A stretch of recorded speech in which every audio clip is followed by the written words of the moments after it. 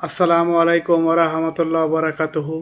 পরম করুণাময় আল্লাহর নামে শুরু করছি, যিনি আমাদেরকে সৃষ্টি করেছেন। Voice of Abdullah official channel থেকে আব্দুল্লাহ বলতেছি। পৃথিবীর যে যেখান থেকে আমার চ্যানেলে যুক্ত হয়েছেন সবাইকে স্বাগত। বাংলাদেশে 5 তারিখ যে গণ অভ্যুত্থান হয়েছিল, যদি বাংলাদেশ ছেড়ে শেখ হাসিনা ইন্ডিয়া চলে না যেতেন, তাহলে তিনি গণধোলায় আক্রমণ শিকার হয়ে তিনি মৃত্যুবরণ করতেন। এটি ছিল 1 নাম্বার হত্যার একটি পরিবেশ। দ্বিতীয় নম্বর যে প্রস্তাব ছিল যে এসএসএফ এবং সেনাবাহিনী দুটি দল যদি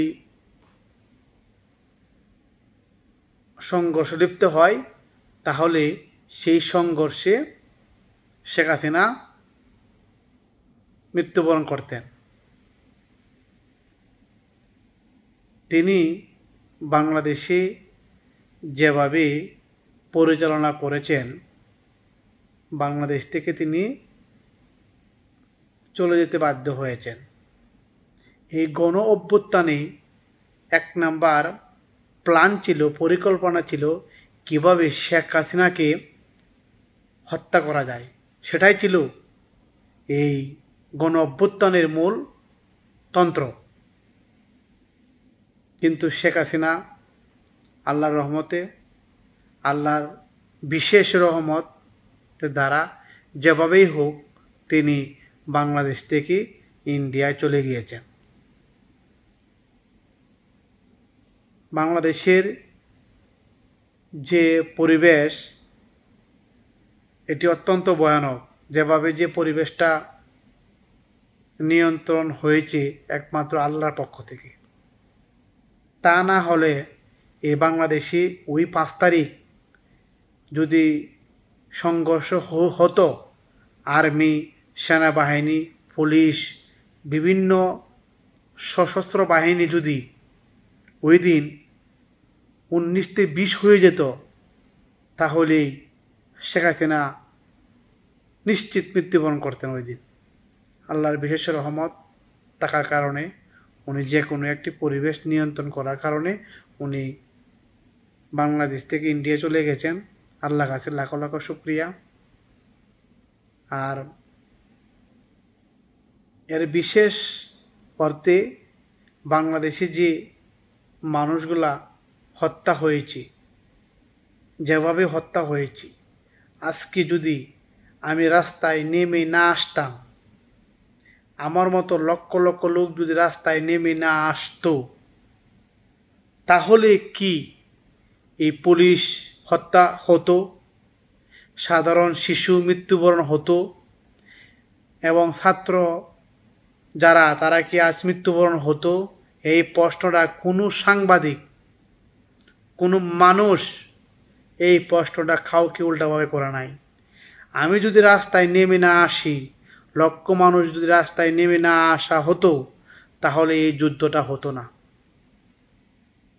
একটা মানুষ মৃত্যুবরণ করতো না, সব মানুষ ভালো থাকার পরিবেশ ছিল। কিন্তু আমি জামালা তৈরি করেছি, আমি সংগ্রাম তৈরি করেছি, আমি কুখ্যাত হয়েছি, আমি হয়েছি। এমন কোনো সেক্টরে কথা বাকি নাই যে সমন্বয়করা না করে নাই, সবগুলোতেই তারা করেছে।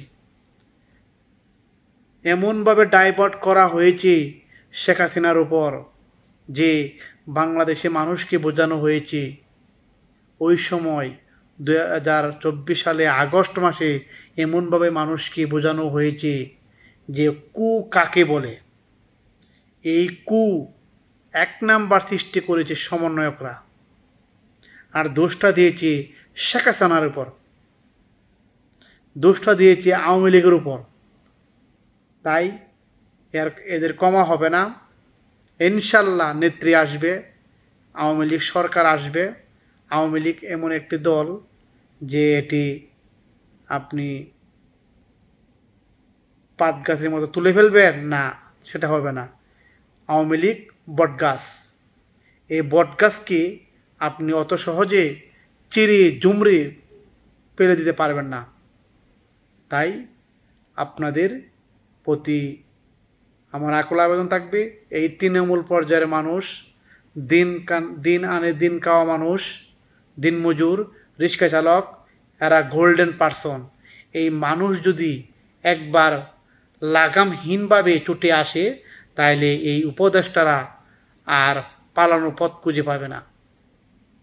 তাই আমি আপনাদের মাঝ থেকে আবার বিদায় নিচ্ছি। দেখা হবে পরের কোনো ভিডিওতে ইনশাল্লাহ। আসসালামু আলাইকুম ওয়া রাহমাতুল্লাহি ওয়া বারাকাতুহু।